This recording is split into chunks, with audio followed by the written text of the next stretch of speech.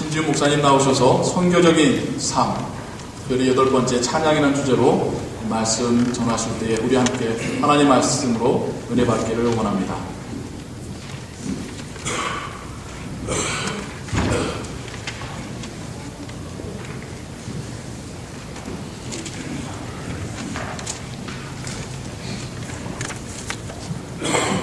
오늘 함께 보실 하나님 말씀은 시편 8편 1절에서 9절 되겠습니다.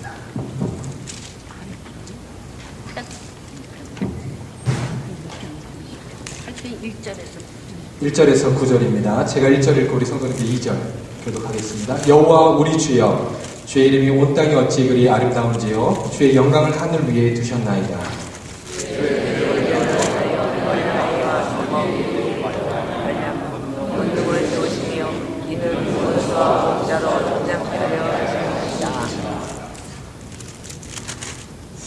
주의 손가락으로 만드신 주의 하늘과 주의 베풀어 주신 달과 별을 내가 보오니 하나님 보시기에 주께서 저를 사랑하시고 인자와 보시기에 주께서 저를 도와주시다.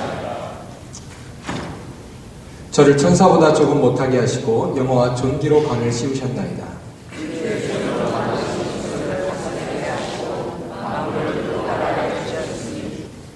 곧 모든 우양과 들짐승이며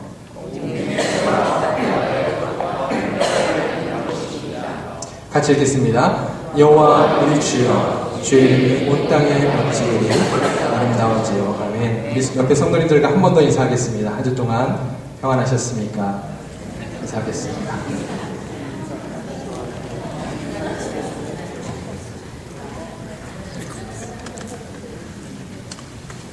오늘 말씀의 제목은 찬양입니다. 여러분, 찬양 잘 들으셨습니까? 우리 성가대의 아름다운 찬양 잘 들었습니다. 여러분, 찬양이 무엇입니까? 우리가 아마 교회에서 가장 많이 하는 것 중에 하나가 말씀을 듣는 일들, 그리고 찬양하는 일이 아닌가 생각이 됩니다. 찬양의 사전적 의미를 좀 찾아보니까요, 아름답고 훌륭함을 크게 기리고 드러낸다라고 하는 그런 뜻을 가지고 있습니다.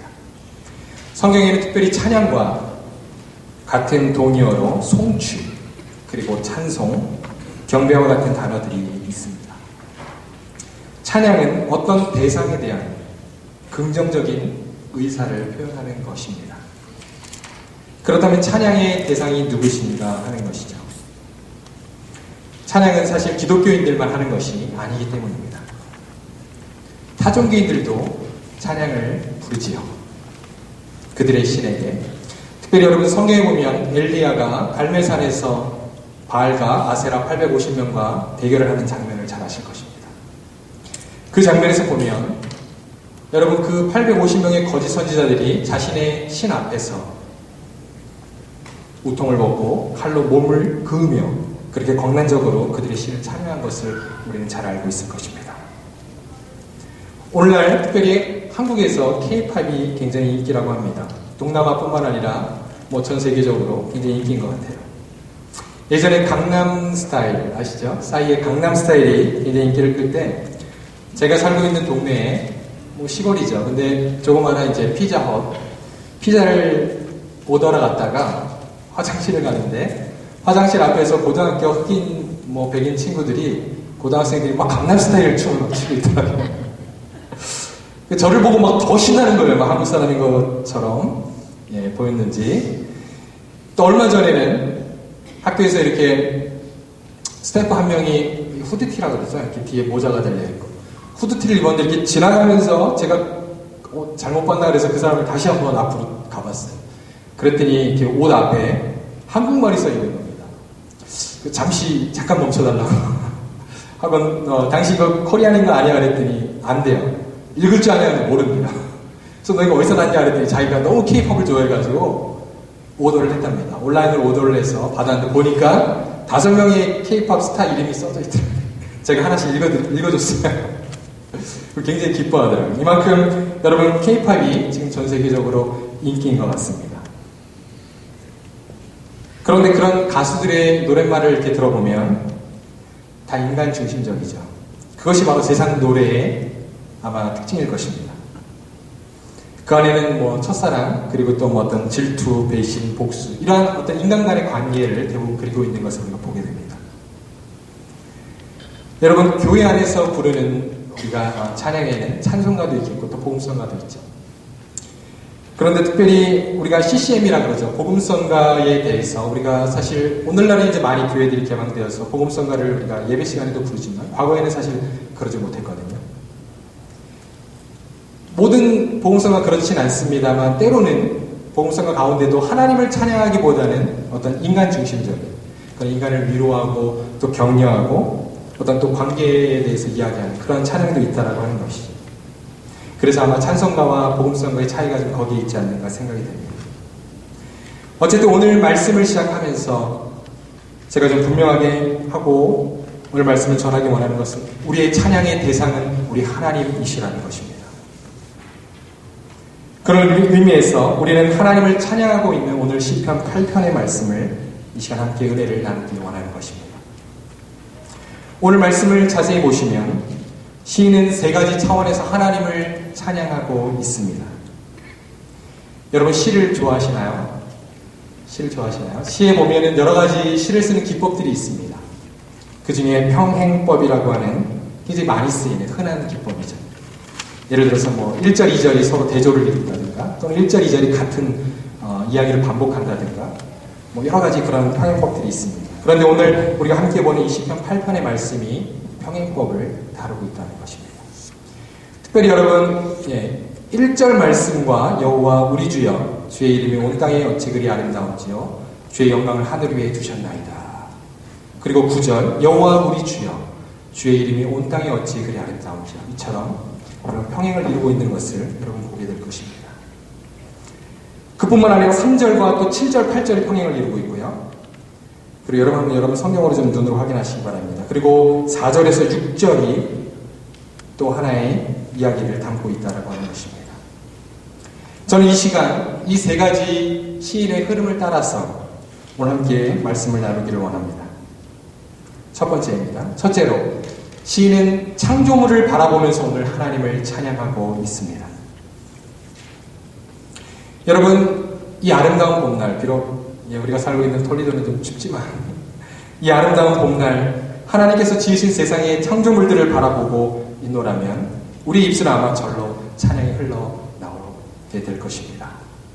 저 아름다운 꽃들과 그리고 나무 그리고 거기서 지저귀는 새들의 노래소리 그리고 거기서 재미있게 놀고 있는 작은 동물들의 모습들을 보면 그들이 하나님을 마치 찬양하고 있는 것만 같습니다.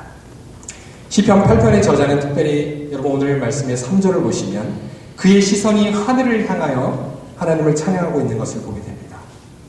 주의 손가락으로 지으신 하늘과 달과 별을 보면서라고 하나님을 찬양하고 있죠. 여러분 컴컴한 밤하늘 반짝이는 별들을 보신 적이 있으십니까? 우리가 살고 있는 미국은 참 공기가 좋아서 밤마다 이렇게 우리가 컴컴한 밤하늘의 아름다운 별들을 많이 볼 수 있는 것 같아요. 그런데 여기서 우리가 시편 8편의 시의 제목을 좀 한번 보시면 여러분 성경 혹시 있으시면 그 시편 8편의 위에 아마 가로치고 뭐라고 적혀 있을 것입니다. 이렇게 적혀 있을 것입니다. 다윗의 시 인도자를 따라 깃딧에 맞춘 노래라고 시의 제목이 적혀 있습니다. 여러분 찾으셨습니까? 다윗이 바로 이 시의 저자라는 것이에요. 다윗이 누구입니까? 다윗은 우리가 잘 아는 대로 이스라엘의 두 번째 왕이었고 그는 왕이 되기 전에는 이새의 막내 아들로서 양을 지키는 목동이었습니다. 그런 목동으로서 다윗은 아마 어린 시절에 양들을 지키면서 밤하늘의 별과 달을 너무나도 많이 보지 않았겠습니까? 그런 아름다운 밤하늘을 보면서 다윗은 우주 만물을 창조하신 하나님을 찬양하고 있는 것이죠. 그리고 그는 또 7절에서 8절에 보면 다른 피조물에 대해서도 이야기하고 있습니다. 여러분 7절, 8절에 보시면 동물의 세계를 표현하고 있는 것을 보게 되죠. 여러분 자연과 그리고 어떤 다른 피조물들 그것과 인간의 차이점이 무엇인지 아십니까? 여러분 창조물들은요 아름답지만 그들은 자신의 생각을 또 자신의 감정을 의지를 표현할 수는 없습니다. 그것이 우리 인간과의 다른 점이죠. 그러나 그들의 모습을 우리가 잠시 또 묵상해 보면 그렇다 할지라도 여러분 그들의 모습이 얼마나 질서정연하고 아름다운지를 모릅니다. 하나님의 말씀대로 자연은 봄이 되면 새싹이 나고 여름이 되면 무성하게 자라고 또 가을이 되면 열매를 맺습니다. 이처럼 자연의 질서는 비록 그들 스스로 뭐라고 고백하고 있지는 않지만, 우리 인간처럼 입술로 고백하고 있지는 않지만 그들의 모습은 하나님의 신실하심을 그대로 반영하고 있다는 것이지. 즉 그러한 모습으로 하나님을 찬양하고 있는 것입니다.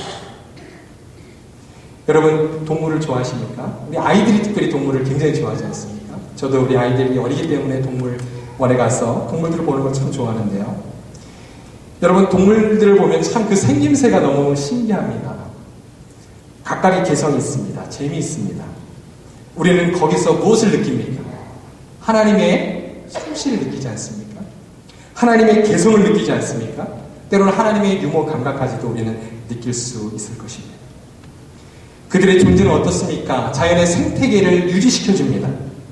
그리고 창조의 질서를 보존하는 역할을 한다라고 하는 것입니다. 그들의 존재 자체가 하나님께 찬양을 돌리고 있는 것이지. 이처럼 여러분, 창조 세계는 너무나도 오묘하고 그리고 질서정연합니다. 이것이 바로 창조의 신비인 것이죠. 이 세상을 만드시고 그리고 지금도 운영하시고 유지하시는 분이 계시기 때문에 우리는 오늘도 이 아름다운 자연과 그리고 생태계 속에서 행복한 삶을 누릴 수 있지 않는가 생각을 해보게 됩니다. 결국 창조 질서는 하나님의 아름다운 성품과 그분의 질서를 그대로 반영하고 그분을 찬양하고 있다라고 하는 것입니다. 여러분, 그런 의미에서 우리가 이 아름다운 봄날, 이 아름다운 자연을 바라보면서 그저 당연하게만 여길 것이 아니라 오늘 다윗과 같이 그 안에서 하나님을 발견하고 그리고 그분을 찬양할 수 있게 되기를 바랍니다. 신약성경에 보면 바울도 그러한 창조세계 속에서 하나님을 발견했던 것 같아요. 로마서 1장 20절에 보면 이렇게 고백합니다. 창조로부터 그의 보이지 아니하는 것들, 곧 그의 영원하신 능력과 신성이 그 만드신 만물에 분명히 보여 알게 되나니 그러므로 저희가 핑계치 못할지니라. 아멘. 두 번째입니다. 시인은 인간을 바라보면서 하나님을 찬양하고 있습니다. 여러분, 우리 인간을 바라볼 때 여러분 과연 어떠한 찬양이 나옵니까?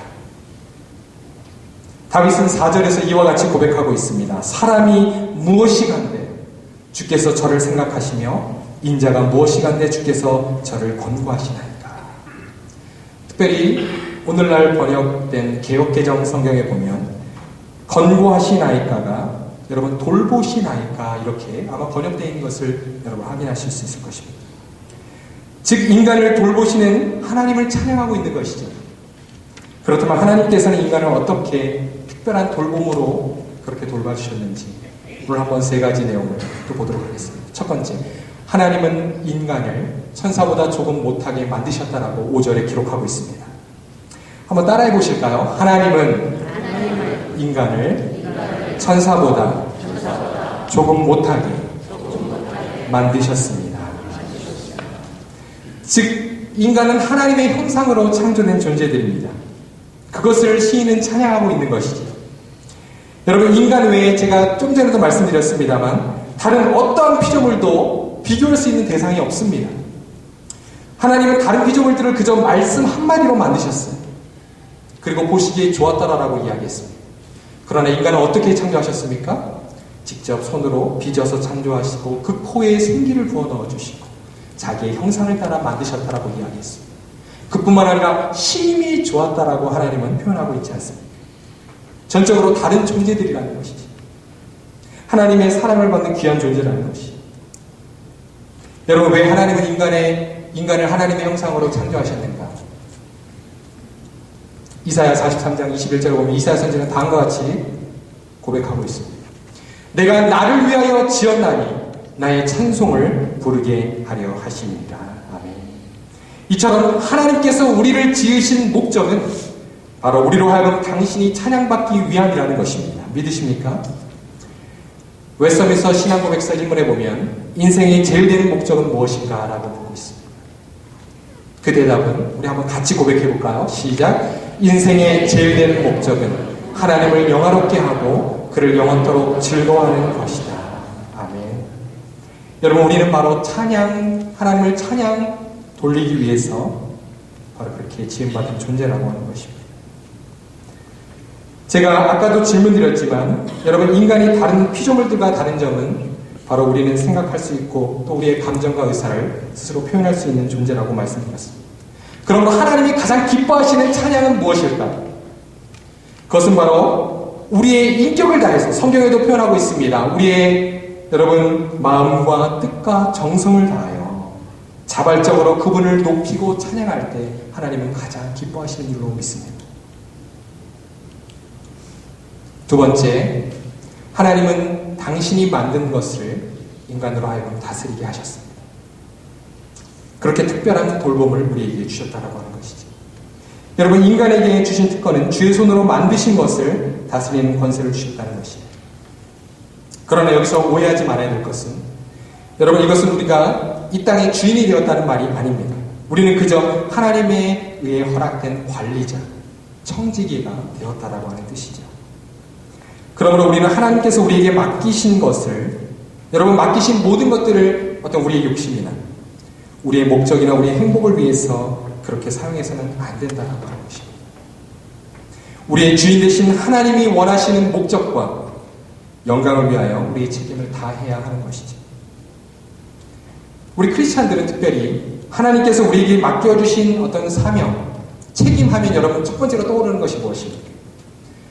아마 마태복음 28장 19절 20절 말씀 생각나지 않으십니까? 어떤 가서 전도하는 것, 그죠?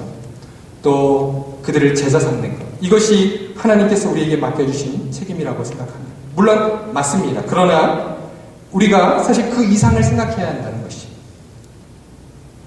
여러분, 아담에게 주셨던 하나님의 명령, 그리고 노아에게 주셨던 하나님의 명령을 한번 생각해 보십시오.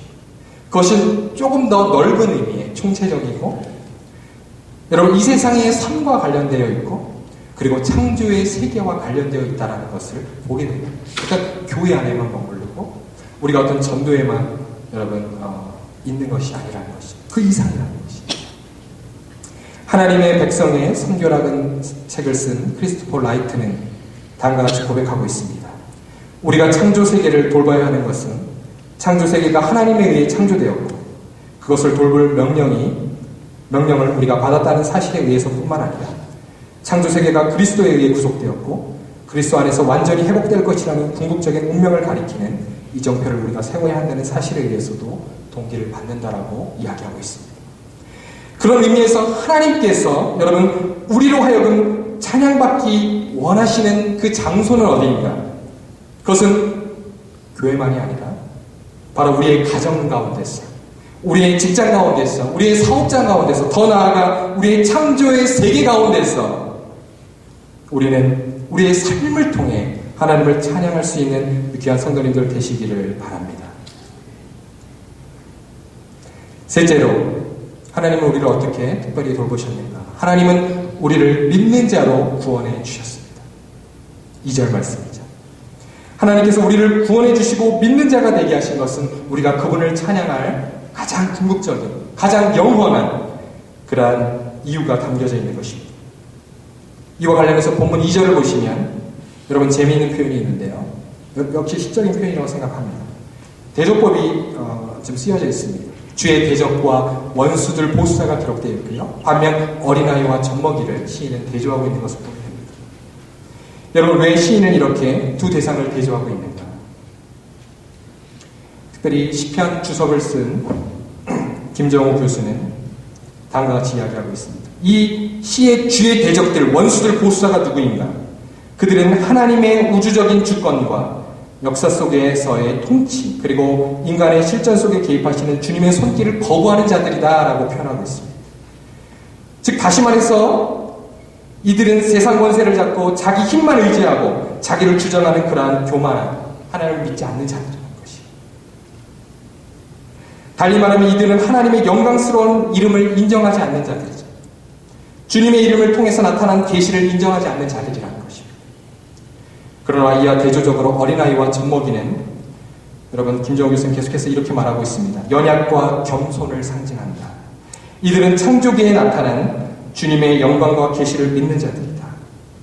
즉 하나님께서는 자신을 인정하는 약자들과 어린아이들을 사용하셔서 자신의 능력을 나타내 주신다라고 하는 것을 본문 2절에서 보여주고 있는 것입니다.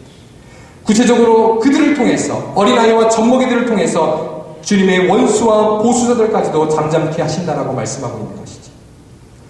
여러분, 말씀의 표현처럼 사실 우리 인간은 하나님 앞에서 아무것도 아닌 자들입니다. 그래서 시인인 저자는 감탄하고 있는지도 모릅니다. 사람이 무엇이간데 주께서 저를 생각하시며 인자가 무엇이간데 주께서 저를 권고하시나이까. 천지 만물을 창조하신 하나님 앞에서 우리는 사실 미물보다도 더 작은 그러한 존재들이라는 것이죠. 아무것도 자랑할 것이 없는 존재들이라는 것입니다. 그래서 다윗은 우리를 가리켜 어린아이와 젖먹이로 표현하지 않았을까요? 그러나 우리 자신을 돌아보면 어떻습니까? 우리는 조금 가진 지식으로, 그리고 우리는 조금 가진 넉넉한 재물로 하나님 앞에 교만할 때가 많이 있다는 것입니다. 그리고 우리보다 더 가진 자들, 더 지혜가 있는 자들을 부러워하며 그들을 찬양하며 살는 그런 모습이 우리 가운데 있다는 것입니다. 그러나 마태복음 6장 29절에 보면 예수님은 다음과 같이 말씀하셨습니다. 같이 읽겠습니다. 솔로몬의 모든 영광으로도 입은 것이 이 꽃 하나만 갖지 못하느니라. 여러분, 솔로몬이 누구입니까? 우리가 잘 아는 대로 솔로몬은 이 시의 저자인 다윗의 아들입니다. 그리고 아마 성경에 나오는 인물 중에서 가장 지혜롭고 부귀와 영화를 가진 사람이었습니다. 그는 전무후무한 인물이라고 성경 기록하고 있습니다. 그의 지혜에 대해서. 그러므로 여러분, 인간이라면 누구나 솔로몬을 아마 이러한 조건을 다 부러워할 것입니다. 그것을 찬양할 것입니다. 그러나 예수님은 이 솔로몬의 그 영광을 어떻게 평가하셨지요? 이 꽃 하나만 못하다. 여러분, 너무 심한 표현 아닙니까? 솔로몬이 가진 크고 화려한 부귀와 영화, 그것이 하나님 보시기에는 꽃 하나만도 못하다는 것이. 여러분, 무슨 의미입니까? 사실 우리가 가진 부귀와 영화는요, 이 땅이 죽으면, 이 땅에서 우리가 죽고나면 아무것도 아닌 그러한 존재들이라는 것입니다. 여러분, 우리의 죽음까지도 돌아볼 것이 없어요. 사실 요즘 한국에서 일어나는 그런 정치계의 사건들을 보면 단 한 정권도 여러분 유지시키지 못하는 것이 우리의 어떤 명예와 우리의 부귀와 우리의 영화가 아닌가 하는 생각을 좀 해보게 됩니다. 여러분, 모두 그림자와 같은 그러한 것이라는 것이죠. 그러나 하나님이 말씀하신 들에 핀 꽃은 어떻습니까? 여러분, 한번 들에 핀 꽃을 생각해 보십시오. 우리가 볼 때는 작은 미물로 보이지만 그 꽃이야말로 스스로 노력하지 않아도 하나님께서 직접 돌보시고 키우시고 기르시는 귀한 존재들이라는 것입니다. 여러분, 꽃은요, 겨울이 되면 다 죽은 것 같아요. 그죠? 꽃과 여러분 나무들, 여러분 식물들은 겨울이 되면 다 죽은 것 같아요. 다시 봄이 올 것 같지 않아요. 우리 토리도 같이 눈이 많이 오는 지역에서는 정말 봄이 올 것 같지가 않아요. 다시 식물이 태어날 것 같지가 않습니다. 그러나 여러분, 또다시 봄이 되면 새싹이 나고, 여름이 되면 여러분 무성이 자라나고 꽃이 피고, 또 가을이 되면 열매를 맺는, 여러분 어찌하여 이러한 일들이 계속해서 일어나는가? 그것은 바로 하나님의 돌봄과 하나님의 바로 하나님 되신 때문이라는 것입니다. 이처럼 마태복음 6장 29절을 보면 들에 핀 한 꽃송이가 바로 시편 8편에 나오는 어린아이 젖먹이와 같은 의미로 쓰여져 있는 것이죠. 아무리 연약해도, 아무리 미약해도 하나님의 손길에 붙잡힌 자들은, 다시 말해서 하나님의 보호하심 가운데 있는 자들은, 여러분, 세상에 아무런 어떠한 능력과 재물로 지혜를 가진 자라 할지라도 그런 자들이 더 안전하고 더 위대하고 하나님 보시기에 더 아름다운 자들이라고 하는 것입니다. 믿으십니까? 여러분, 혹시 젖먹이들과 어린아이들을 키워보셨는지요? 이런 어린 아이들의 특징이 무엇입니까? 그들은 사실 부모와 어른들의 돌봄이 없이는 단 하루도 스스로 살아갈 수 없는 자들입니다. 아마 제 둘째 우리 하율이도 아마 부모가 없으면 정말 하루도 못 살 거예요. 그죠? 그래서 그들이 할 수 있는 것은 오직 무엇입니까? 그저 입을 벌리는 겁니다. 입을 벌리는 것. 여러분 참새 새끼들, 제비 새끼들 이렇게 봄날이 되면은 막 입 벌리는 거 보셨어요? 둥지에서. 새끼들이 할 수 있는 것은 입 벌리는 거예요. 배고프면 웁니다. 여러분 기저귀가 불편하면 울잖아요. 엄마를 찾는 거예요. 도와달라는 거예요. 그들이 할 수 있는 것은 오직 우는 겁니다. 소리를 지르는 겁니다. 이처럼 우리 연약한 인간이 여러분 가장 강한 존재가 되는 순간이 언제인지 아세요? 바로 하나님을 부를 때입니다. 하나님을 찬양할 때입니다. 하나님을 전적으로 의지할 때인 줄로 믿습니다. 바로 그때가 우리가 가장 강한 존재가 되는 순간이라는 것입니다. 그런 의미에서 우리는 날마다 우리의 삶 가운데서 우리를 돌보시고 우리를 사랑하시는 그분을 의지하고 그분을 찬양하고 또 그분께 소리 높여 기도 올리는 우리 귀한 성도님들 되시기를 바랍니다. 감리교회의 창시자인 영국의 찰스 웨슬리는 열망이라는 기도문에서 다음과 같이 고백했습니다. 제게 어린아이같이 기도하는 사랑을 주소서. 주의 집을 다시 세우고 싶어하는 간절한 마음을 가진 사랑을, 주의 사랑, 그것이 내 마음을 다스리는 권세가 되게 하소서. 그것이 내 속량받은 영혼의 열망이 되게 하소서. 여러분 우리에게도 이러한 기도의 제목이 있기를 바랍니다. 셋째로 시인은 하나님의 영광을 찬양하며 이 시를 마무리하고 있습니다. 시인은 야훼를 우리 주로 부르고 있습니다. 온 우주의 통치자, 즉 왕이신 하나님을 찬양하고 있는 것이죠. 시편 8편은 이처럼 처음과 마지막이 동일하게 하나님을 찬양하며 하나님의 이름을 부르며 영광을 돌리며 마무리하고 있다는 것입니다. 여러분 이는 우리의 찬양도, 우리의 삶에서 하나님을 찬양하는 우리의 찬양도 이와 같이 삶의 처음부터 끝까지 하나님께 영광 돌려야 함을 의미한다고 저는 생각합니다. 그러나 우리는 그렇지 못할 때가 많습니다. 우리의 감정에 따라서, 우리의 상황에 따라서 그분을 찬양하지 못하고 우리의 입술로 불평하고 원망하고 여러분 그럴 때가 더 많이 있다는 것입니다. 사실 하나님은요, 무엇이 부족하기 때문에 또는 외롭기 때문에 우리를 창조하시고 우리에게 찬양받기를 원하시는 것이 아닙니다.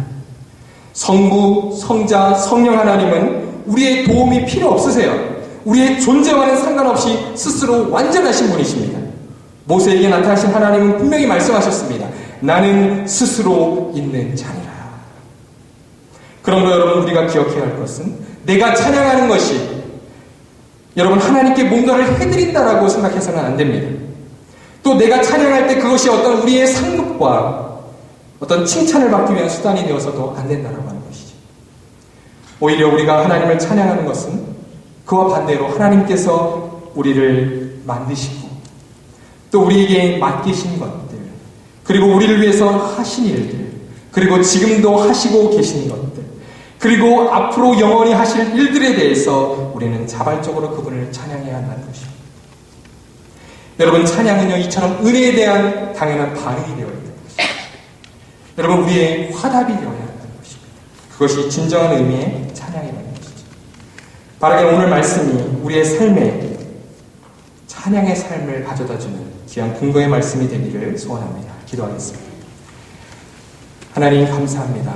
오늘 이 짧은 시간 부족한 종이 하나님 말씀을 대언하였습니다. 특별히 오늘 시편 8편을 통해서 우리에게 주신 하나님을 찬양하고자 하는 우리 열망이 다시 한번 일어나게 하여 주시고 우리에게 주신 그 은혜를 따라 우리가 하나님께 화답하며 주님께 응답으로 찬양하는 삶을 돌릴 수 있도록 주님 함께하여 주시옵소서. 이 시간 함께 하심을 감사드리고 이 모든 말씀 예수님 이름으로 기도합니다.